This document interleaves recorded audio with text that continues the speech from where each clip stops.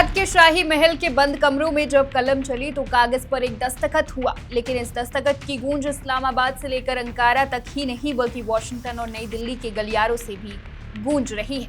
Saudi अरब की सरजमी पर रचा गया है एक नया रक्षा अध्याय, मक्का जॉइंट डिफेंस समझौता।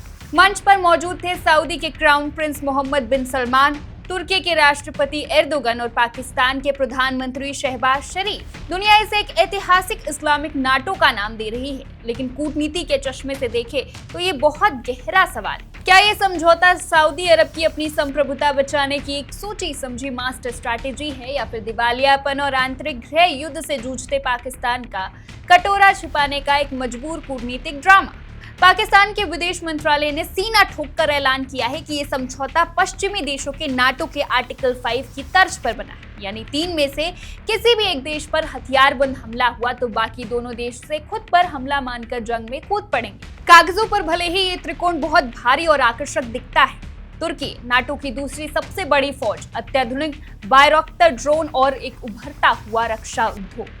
सऊदी अरब अनगिनत पेट्रो डॉलर की तिजोरी, वैश्विक प्रभाव और अत्याधुनिक अमेरिकी हथियार। पाकिस्तान मुस्लिम दुनिया की इकलौती परमाणु शक्ति और लाखों की थल सेना। पश्चिम एशिया में जारी भीषण जंग, लाल सागर में जहाजों पर हमले और ईरान के बढ़ते दबदबे के बीच ये गुटबाजी दुनिया को चौंकाने के लिए काफी। लेकिन रुकिए, क्या ये गठबंधन वाकई लोहे की तरह मजबूत है या फिर इसमें भी गहरी दरारें? पहले समझिए सऊदी अरब का गेम क्या है।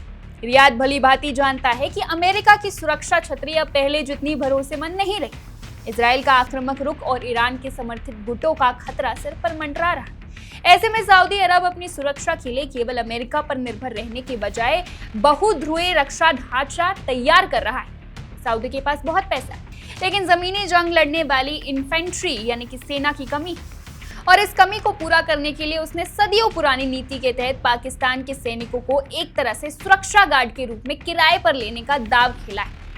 अब आइए पाकिस्तान के कड़वे सच पर। जिस देश की अर्थव्यवस्था IMF के कर्जे और सऊदी की खैरात की बैसाखियों पर टिकी हो, जिस देश की सेना अपनी ही बलूचिस्तान में घिरी हुई हो और TTP के आतंकियों के सामने बेबस हो, वो देश दूसरे मुल्कों की रक्षा क्या खाक करेगा? पाकिस्तान के लिए समझौता रक्षा से ज्यादा भीख का कटोरा छिपाने का कूटनीतिक पर्दा, अपनी जनता को ये दिखाने की कोशिश कि हम अकेले नहीं हैं, जबकि हकीकत ये है कि पाकिस्तान की बहुत बड़ी आर्थिक और रणनीतिक लाचारी। इतिहास गवाह है कि कागजी समझौते जंग के मैदान में काम नहीं आते। सऊदी और पाकिस्तान के बीच पहले भी रणनीतिक समझौते रहे, लेकिन याद कीजिए मई 2025 का वो दौर जब भारत ने पहलगाम हमले का करारा जवाब देते हुए ऑपरेशन सिंदूर को अंजाम दिया था।